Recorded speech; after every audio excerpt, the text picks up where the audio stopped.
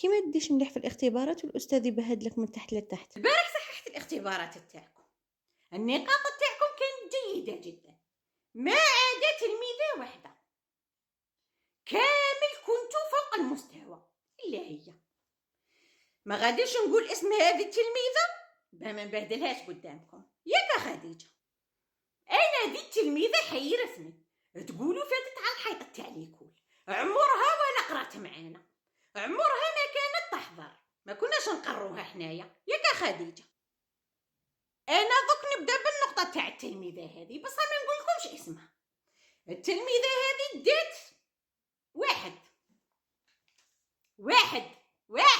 يا خديجه، واحد إيه وحد ربي. واحد على 60، عطيته لها على جال الاسم واللقب تاعها في وجه الله.